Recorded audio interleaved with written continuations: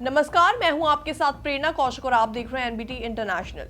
आज की बड़ी खबर अमेरिका से है, जहां पर नवनिर्वाचित राष्ट्रपति डोनाल्ड ट्रंप ने अवैध प्रवासियों के खिलाफ बड़े कदम उठाने के संकेत दिए हैं। उनके वादे के मुताबिक मास डिपोर्टेशन प्रोग्राम लागू किया जाएगा, जिससे अमेरिका में रहने वाले अवैध प्रवासियों पर सख्त से सख्त कार्रवाई की जाएगी।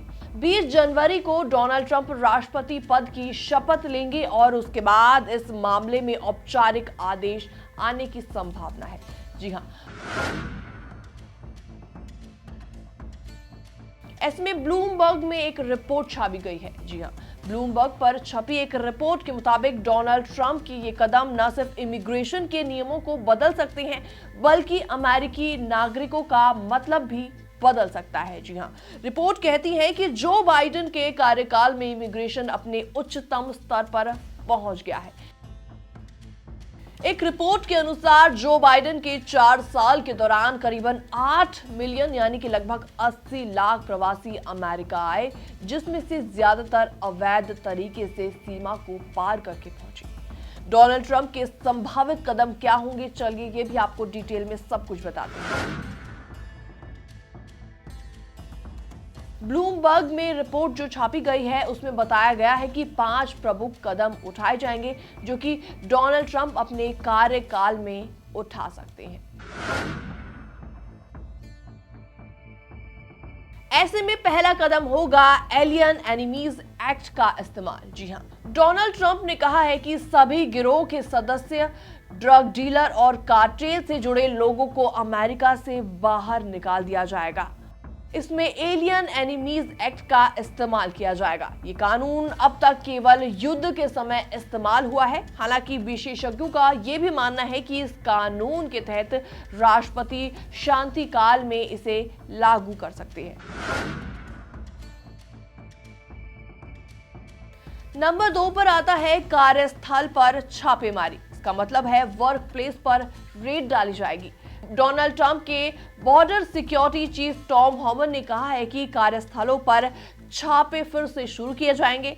जो बाइडेन के कार्यकाल में ये बंद कर दिए गए थे और इन छापों का मकसद अवैध रूप से काम करने वाले प्रवासियों को पकड़ना होगा। इसके अलावा नंबर 3 पर आता है जन्मजात नागरिकता यानी कि birth right citizenship. Donald Trump ने अमेरिका में जन्म लेने से नागरिकता मिलने के नियम को खत्म करने की बात भी कही है। उन्होंने कहा है कि जो लोग कानूनी रूप से अमेरिका में नहीं हैं, उनके बच्चों को सोशल सिक्योरिटी नंबर और पासपोर्ट नहीं दिया जाएगा। इसके अलावा चौथी नंबर पर आता है शरणार्थी कार्यकाल यानी कि रिफ्यूजी प्रोग्राम। जो बाइडेन के कार्यकाल में कई शरणार्थियों को अस्थायी संरक्षण दिया गया था, लेकिन डोनाल्ड ट्रंप ने इसे पेरोल का गलत इस्तेमाल बताया और इसे खत्म करने की बात कही। वेनेजुएला, हैती, क्यूबा और निकारागुआ से आए लाखों शरणार्थियों पर इसका असर भी पड़ सकता है। ऐसे में नंबर 5 पर आता है ड्रीमर्स। जी हां, ड्रीमर्स उन लोगों को कहा जाता है जो कि बचपन से अवैध तरीके से अमेरिका लाए गए। ट्रंप ने कहा है कि वो ड्रीमर्स के लिए सुरक्षा प्रदान कर सकते हैं। हालांकि उनका रिकॉर्ड इस मामले में हमेशा साफ नहीं रहा है। पहले कार्यकाल में उन्होंने ऐसा ही वादा किया था, लेकिन बाद में इसे पूरा नहीं किया।